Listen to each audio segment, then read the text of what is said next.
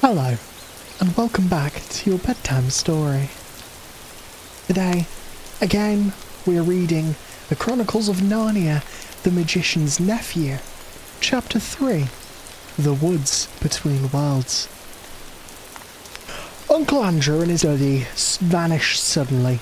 Then, for a moment, everything became muddled. The next thing Diggory knew was there was a soft green light coming down on him from above and darkness below. He didn't seem to be standing on anything, or sitting, or laying. Nothing appeared to be touching him. I believe I'm in water, said Diggory. or underwater. This frightened him for a second, but almost at once he could feel that he was rushing upwards. Then his head suddenly came out into the air, and he found himself scrambling ashore, out onto smooth, grassy ground at the edge of a pool. As he rose to his feet, he noticed that there was neither dripping nor panting for breath as anyone would expect after being underwater. His clothes were perfectly dry. He was standing by the edge of a small pool, not more than 10 feet from side to side in a wood. The trees grew close together and were so leafy that he could get no glimpse of the sky. All the light was green light that came through the leaves, but there must have been a strong sun overhead, for this green daylight was bright and warm. It was the quietest wood you could possibly imagine.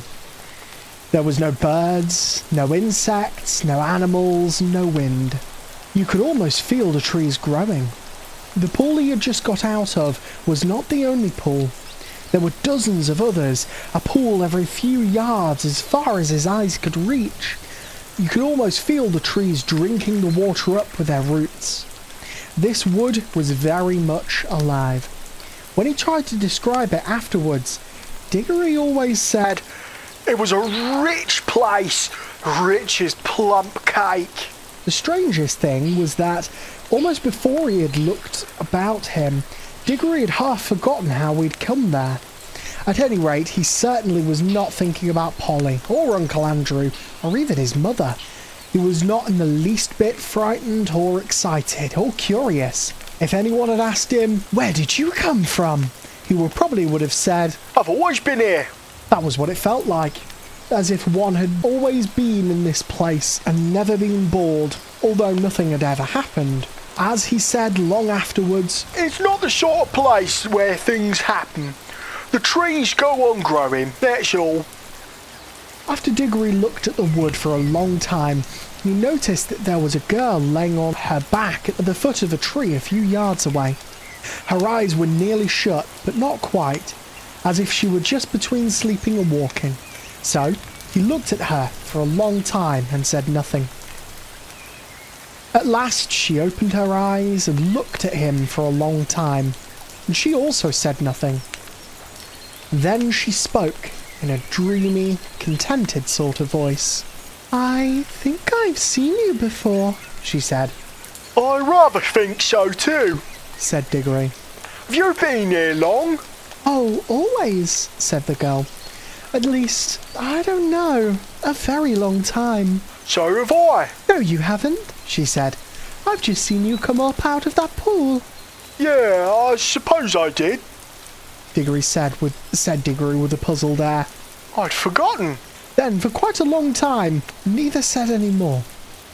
"Look here," said the girl presently. "I wonder, did we ever really meet before? I had sort of an idea, sort of a picture in my head, of a boy and a girl like us, living somewhere quite different, and doing all sorts of things. Perhaps it was only a dream." I've had that same dream, I think, about a boy and a girl living next door, and something about crawling amongst rafters. I remember the girl had a dirty face. "Aren't you getting it mixed? In my dream it was the boy who had the dirty face," I can't remember the boy's face. said Diggory, and then added, Hello, what's that? "Why, it's a guinea pig," said the girl. And it was a fat guinea pig nosing around the grass. But round the middle of the guinea pig there ran a tape, and, tied onto it by the tape, was a bright yellow ring. Look, look, cried Diggory. the ring! And look, you've got one on your finger, and so have I. The girl now sat up, really interested at last. They stared very hard at one another, trying to remember. And then, at exactly the same moment, she shouted, "Mr. Catterley!" Uncle Andrew! And they knew who they were, and were beginning to remember the whole story. After a few minutes of hard talking, they had got it straight. Diggory explained how beastly Uncle Andrew had been. "What do we do now? Take the guinea pig and go home?" There's no hurry, said Diggory with a huge yawn. "I think there is," said Polly. "This place is too quiet, and it's so dreamy. You're almost asleep. If we once give in to it, we shall just lie down and drowse forever and ever." It's very nice here, said Diggory. "Yes, it is," said Polly. "But we've got to get back." She stood up and began to go cautiously towards the guinea pig. But then she changed her mind. "We might as well leave the guinea pig," she said. "It's perfectly happy here, and your uncle will only do something horrid to it if we take it back home." I bet he would. Look at the way he's treated us. By the way, how do we get home? "Go back into the pool, I expect." They came and stood together at the edge, looking down into the smooth water. It was full of the reflection of the green leafy branches. They made it look very deep. "We haven't seen any bathing things," said Polly. We shan't need 'em, silly. We're going in with our clothes on. Don't you remember it when it didn't wet us on the way up? "Can you swim?" A bit, yeah. Can you? "Well, not much." I don't think we shall need to swim. We want to go down, don't we? Neither of them would much like the idea of jumping into that pool, but neither said so to the other. They took hands and said, One, two, three, go! And jump. There was a great splash, and of course they closed their eyes. But when they opened them again, they found they were still standing, hand in hand, in the green wood, and hardly up to their ankles in the water. The pool was apparently only a couple of inches deep. They splashed back onto the dry ground. "What on earth's gone wrong?"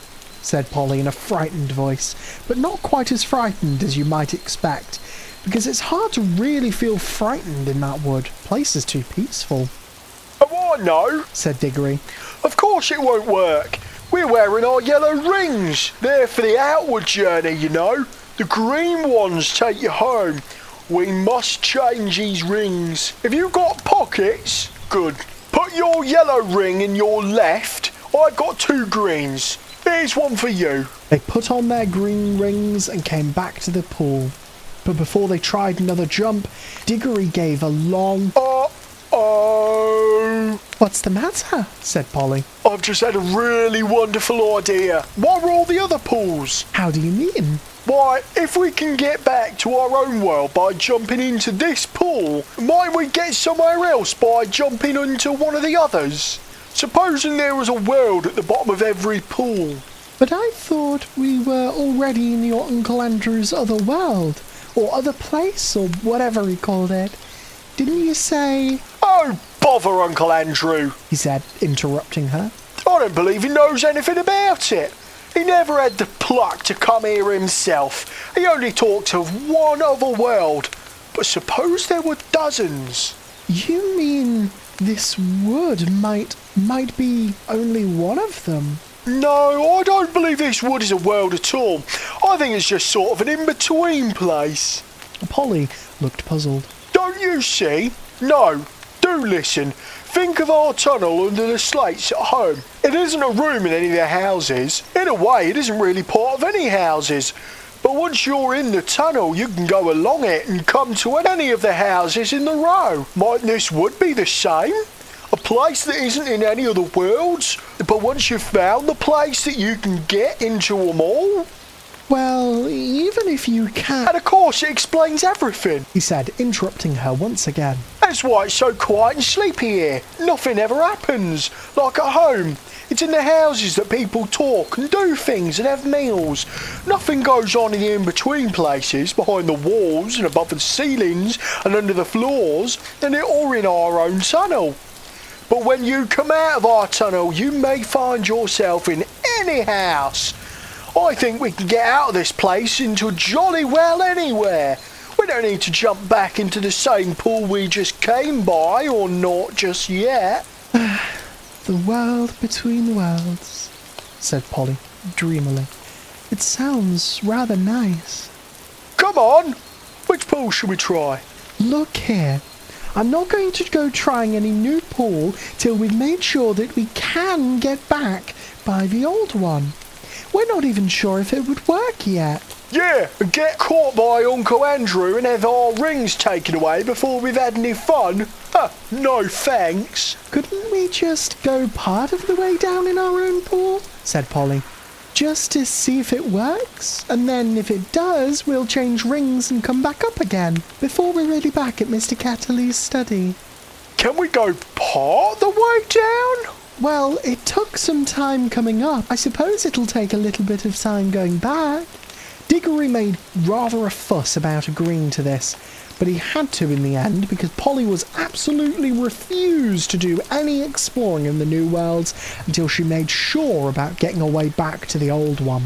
She was quite as brave as he about some dangers, wasps for instance, but she was not so interested in finding out about things nobody have ever heard of before. For Diggory was the sort of person who knows everything, and when he grew up, he became the famous Professor Kirk who comes into the other books.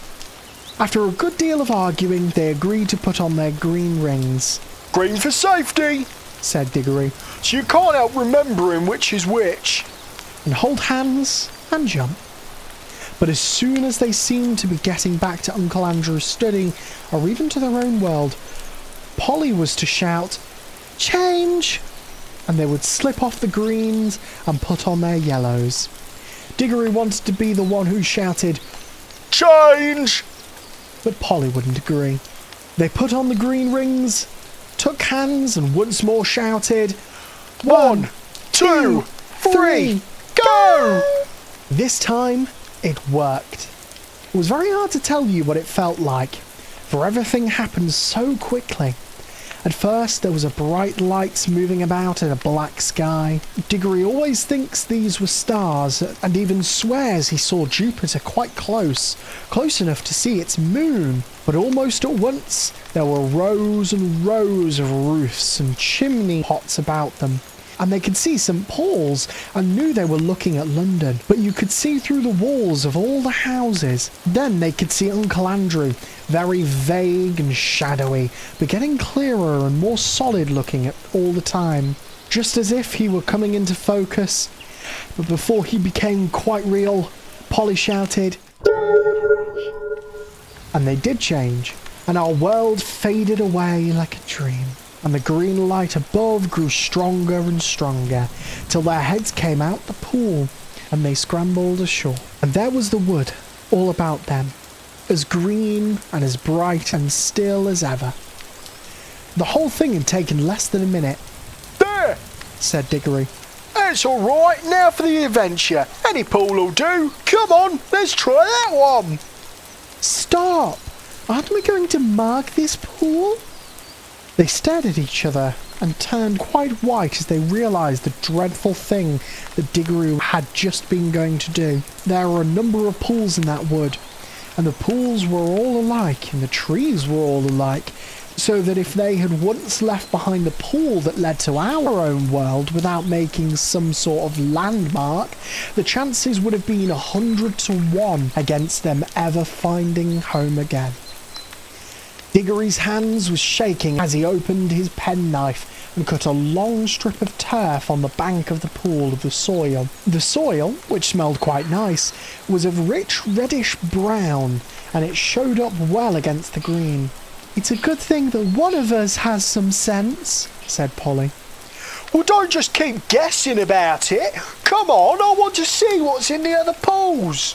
And Polly gave him a pretty sharp answer, and he said something even nastier in reply. The quarrel lasted for several minutes, but it would be dull to write it all down. Let us skip on to the moment at which they stood with beating hearts and rather scared faces on the edge of an unknown pool with their yellow rings on and held hands once more. One, two, three, go! Splash! And once again, it hadn't worked. This pool, too, appeared to only be a puddle. Instead of reaching a new world, they only got their feet wet and splashed their legs for the second time that morning.